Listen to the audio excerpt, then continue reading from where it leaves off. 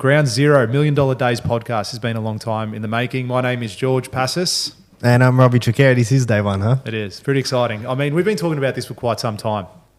The podcast kit's been sitting there. Yeah, it's been sitting there for ages. I think we bought it, 6 months ago? And every day since we were like, yeah, let's do the podcast this week. I've just been staring at it all day while I'm working. Yeah. We're here. We're here, and we got all the equipment better than Rogan would have had day one, that's for sure. Better than Rogan's got today. Well, look, I reckon we'll be just as big in a short amount of time. So we've got all the gear. Fingers crossed. That's it. So why are you doing it? Why did you want to do the podcast? Why are we doing it? That's a good question. So this all came from a message on one morning, remember? I messaged you that morning and I was like, hey, we should do a podcast. And you're like, fucking oath, we should do a podcast. It was straight away, no hesitation. No hesitation. Within a month, we had a podcast kit and it's been sitting there for about 6 months. But we're live. But look, in all fairness, we also had a lot of shit going on in the background as well. Oh, we had so there was a lot of stuff going on. much shit going on. Yes. So it's good that we've been planning this and actually pulled our finger out and decided, hey, we're going to do a podcast now. Yeah. And for me, I listen to podcasts all the time. I've been doing it, I reckon, predominantly for the last probably 4 or 5 years. Got onto podcasts and started listening to a lot of different people. And I find that all these people that I'm listening to have some really good shit to say and that I get a lot out of. And now I feel that I'm at that time in my life where I can help other people and be like, hey, I've got shit that I can tell you that will help you as well. So that's part of the reason why I'm doing it. And yeah, I think we both, we're both sort of very much into that personal development space and we both learned a lot and we've had a pretty good growth journey together, like with events and everything that we've been doing. And I think it's pretty cool to document the story and share what we've learned and, you know, hopefully add some value to someone's life one day. So $1 Million Days. $1 Million Days, tell them the story.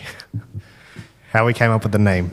Well, for myself, I reckon it's more that so many people think, I reckon it's so out of people's grasp to make $1 million in a day. If you say to someone, walk off the street right now and just go, do you reckon you'll ever make $1 million in a day? And one day, I don't mean like in the course of a year, in the course of 6 months. I mean, one fucking day, you just look at your bank account and there's $1 million there. You know, they did this study where they went up to people on the street and they asked everyone, if you could have any amount of money, what would you have? And the most common answer was $1 million. Yeah. And it's like, why would you not say $1 billion? Or why would you not say 100 million? Or what, like the most common answer, people thought if they could have anything in the world, they would have $1 million. Well, that whole concept of 1 million seconds and 1 billion seconds, like I never thought about it like that until you actually did it on stage. How and good's you that said thing? the difference. Yeah, sick. It just gives you that whole, no, you share it. You're the one that came. You made it up. So take it. No one else fucking knows. Yeah, no. I didn't make it up. I actually learned it from someone, but it's a really cool concept, yeah.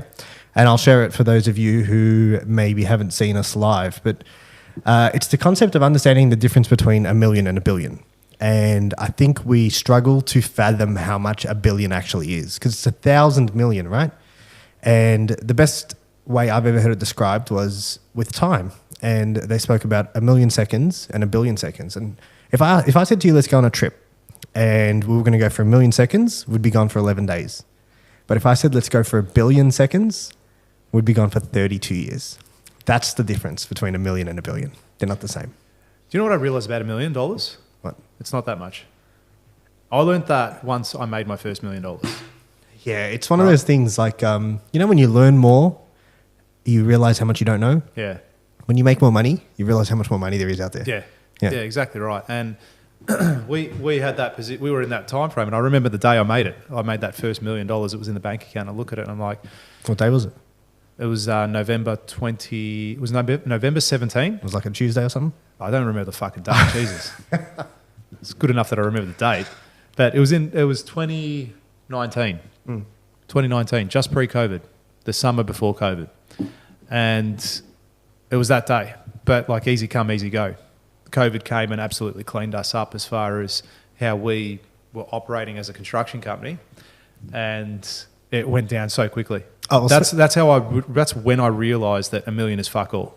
Yeah. So for all the people who don't know you, tell them a little bit about what you do. Yeah. So I run an architectural construction business. We build architectural homes anywhere from $1 to $8 million. Yep.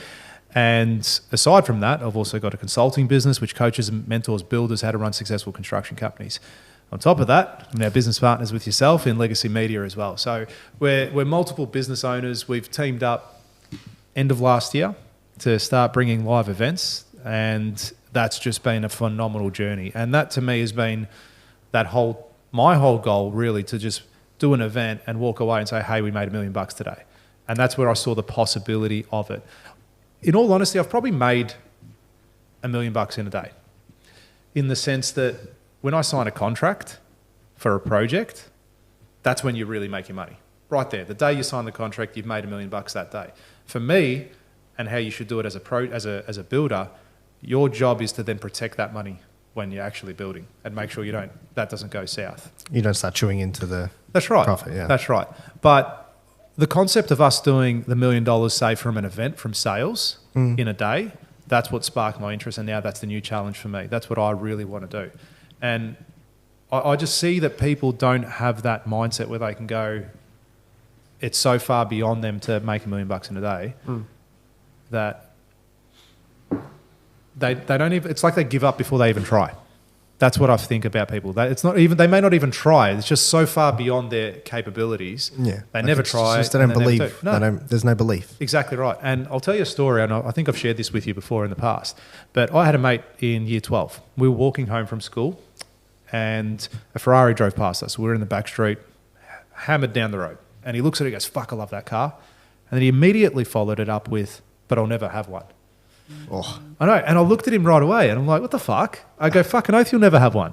And then he looked at me, he goes, oh, like, why? I go, dude, you've already given up. You've already given up. You've ruled it out already. That's it. You've ruled it out and you haven't even started. You haven't even finished high school, bro. And you've already ruled out the fact that you even owning a Ferrari. I go, me, that's going to be one of 20. That was the mindset I had back then, and I was in year 12. That's one of 20. Now, do I have one of 20 Ferraris right now? No. Not yet. But it's still, exactly. It's still not out of the realms of what I can achieve and what I want. Now, that's not to say I want 20 Ferraris, but it's more what it stands for. I don't see as anything as unachievable. And it happened, when did you get back from overseas? July. You said something to me when you got back, and it fucking stuck with me.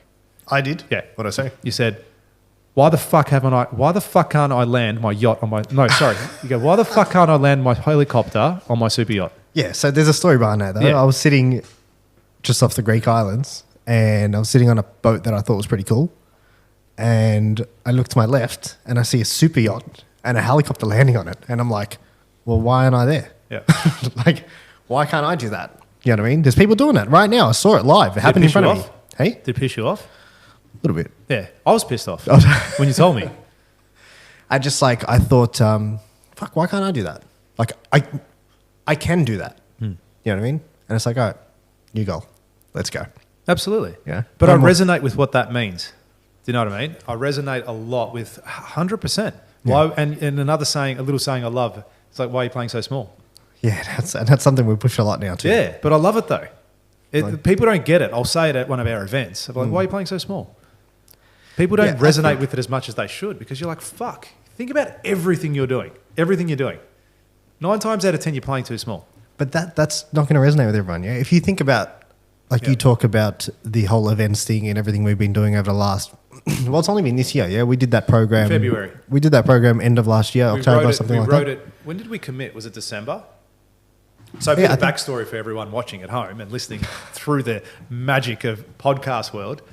So myself and Robbie hold events, live events. We've done 4 builder summits where we get top builders from out the whole country. We sit there and we teach them everything they need to know about running successful construction companies. Robbie does his bit on marketing and advertising and branding and all that sort of stuff. And then I concentrate on the building side of stuff because that's my area of expertise.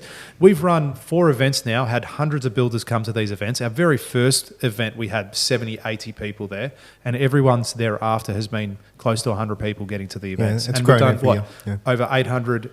We've had over 800 or 1,000 people register for webinars. We've done probably 30, 40 webinars. It's just been hectic, absolutely hectic. And the reason it's been so successful, people see what we've done and go, oh, I reckon there's a huge element of, oh, Robbie and George are doing it, it must be easy. Oh, we can do it, it's easy.